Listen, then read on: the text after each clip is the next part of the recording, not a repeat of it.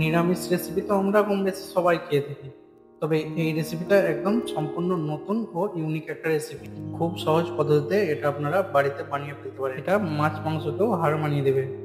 By the way, আমি চাঁদ, আর আপনারা দেখছেন চাঁদের পূজা রান্না। আজকের রেসিপি হচ্ছে নিরামিষ সোয়াবিনের কোপ্তা। এটা ডিনার ও লাঞ্চের জন্য পারফেক্ট একটা রেসিপি। তো দেরি না করে দেখে নিই এর রেসিপিটা, আর ভিডিওটি স্কিপ না করে পুরোটাই দেখার চেষ্টা করবেন। প্রথমেতেই আমি কড়াইতে গরম জল বসিয়ে নিয়েছিলাম, এর মধ্যে দিয়ে দিলাম 75 গ্রাম সয়াবিন। সয়াবিনগুলো আমি 2 থেকে 3 মিনিটের জন্য বয়েল করে নেব। আর অবশ্যই আপনারা সয়াবিনগুলো ধুয়ে বয়েল করতে দেবেন। আমি এখানে বেশি বয়েল করবো না, জাস্ট 2 থেকে 3 মিনিট মাত্র। এটা বয়েল হয়ে আসলে আমি একটা পাত্রে ঠান্ডা জলে ভালো করে এগুলোকে ধুয়ে সয়াবিন থেকে জলটা চিপে বের করে নেব। তারপরে মিক্সির বাটিতে দিয়ে দেবো। এটা আপনারা অতি অবশ্যই ভালো করে ধুয়ে নেবেন।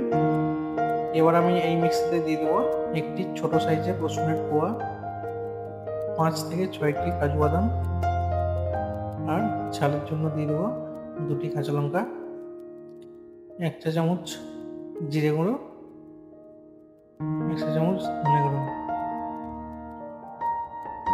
1 চা চামচ হলুদ গুঁড়ো, আর দিয়ে দেবো 2 চা চামচ কর্নফ্লাওয়ার পাউডার, আর স্বাদের জন্য দিয়ে দিলাম লবণ। দিয়ে এটাকে ভালো করে মিক্স করে নিতে হবে। মিক্স হয়ে গেলে আমি এটা একটা পাত্রে তুলে কুচনো ধনে পাতা দিয়ে ভালো করে মাখিয়ে নেবো। এটাকে অবশ্যই আপনারা একটু ভালো করে মাখার চেষ্টা করবেন। এটা আমি অনেকক্ষণ ধরে মাখিয়ে নিচ্ছি। এর মিক্সিংটা ভালোভাবে না হলে এটাকে ফ্রাই করতে অনেক অসুবিধা হবে। আপনাদের এটা নরম থাকলে আপনারা 1 চামচ কর্নফ্লাওয়ার অ্যাড করতে পারেন, বাট এটা আমার শক্ত হয়ে আছে, তার জন্য আমি করিনি। সোয়াবিনের সাথে কুচনো ধনে পাতার মিশ্রণটা হয়ে আসলে আমি এরকমভাবে গোল গোল করে এইগুলোকে গোল গোল করে পাকানোর আগে ভালো করে অতি অবশ্যই হাতে তেল নিয়ে নেবেন, তাহলে এর পাকানোগুলো অনেক গোল গোল হবে, আর করতেও এটা অনেক সুবিধা লাগবে।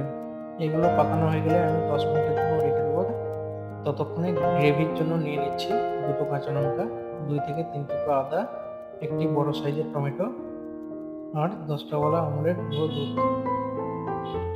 এটা আপনারা গ্রেভির জন্য অতি অবশ্যই নিয়ে নেবেন। এবার আমি এটাকে মিক্স করে নেব।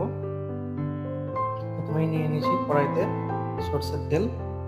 এটা সাদা তেলেও রান্না করতে পারেন আপনারা চাইলে, বাট আমি এখানে সরষের তেলটাই নিয়ে নিয়েছি। এবার 10 মিনিট হয়ে গেলে আমি দিয়ে দিলাম পাকানো সোয়াবিনের কোপ্তা।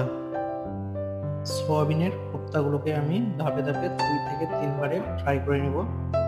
এটা আপনারা অতি অবশ্যই ভালো করে ফ্রাই করে নেবেন, নইলে এর ভেতরটা কাঁচা রয়ে যাবে, টেস্টটা ততটা ভালো হবে না। তাই একটু ভালোভাবে ফ্রাই করে নেবেন। আমি এখানে এগুলোকে লাল লাল করে ফ্রাই করে নিয়েছি, দিয়ে একটি পাত্রে তুলে নেব। তারপরে ওই তেলের মধ্যে দিয়ে দেবো সামান্য কিছু গোটা জিরে, একটি তেজপাতা, 2 টুকরো দারুচিনি, আর 2টি ছোট এলাচ। এখানে উনুনের আঁচ মিডিয়াম ফ্লেমে রেখে এটাকে 15 থেকে 20 সেকেন্ডের জন্য নিয়ে নেব। এটা হয়ে আসলে আমি মিক্স করা টমেটোর গ্রেভি, এবার এটাকে ভালো করে নেড়ে চেড়ে উনুনের আঁচ মিডিয়াম ফ্লেমে রেখে একটু কষিয়ে নেব। এবার আমি এর মধ্যে দিয়ে দেবো 1 টিস্পুন হলুদ গুঁড়ো, 1 চা চামচ লবণ, এটা আপনাদের স্বাদ মতো দেবেন, আর কালারের জন্য দিয়ে দেবো 1 চা চামচ কাশ্মীরি লঙ্কার গুঁড়ো। দিয়ে এটাকে ভালো করে 7 থেকে 10 মিনিটের জন্য কষিয়ে নেব। এটা অবশ্যই আপনারা ভালো করে নাড়তে থাকবেন, নইলে তলাতে লেগে যেতে পারে। এইটা ততক্ষণ ধরে কষতে থাকবেন যতক্ষণ এটা থেকে তেল ছেড়ে না দিচ্ছে। আর যারা এখনো পর্যন্ত সাবস্ক্রাইব করেননি তারা প্লিজ চ্যানেলটিকে সাবস্ক্রাইব করে নেবেন, কারণ আপনাদের একটু সাপোর্ট আমাকে অনেক বড় করে তুলবে। এবার মশলাটা টাইট হয়ে আসলে আমি এর মধ্যে কিছু জল অ্যাড করে দেবো। এটা অবশ্যই আপনাদের গ্রেভির পরিমাণ মতো অ্যাড করবেন। আমি এখানে একটু বেশি জল অ্যাড করে দিয়েছি, আপনারা চাইলে অল্প করতে পারেন। এবার আমি এর মধ্যে দিয়ে দেবো ফ্রাই করা কোপ্তা। এগুলো সম্পূর্ণ দেওয়া হয়ে গেলে এইগুলোকে আমি 15 থেকে 20 মিনিটের জন্য কুক করে নেব। এখানে উনুনের আঁচ আপনারা অবশ্যই মিডিয়াম ফ্লেমে রাখবেন। এটা কুক হয়ে আসলে আমি দিয়ে দেবো 2 কাঁচা লঙ্কা কাটা আর উপর থেকে ধনে পাতা কুচনো ছিটিয়ে দেবো।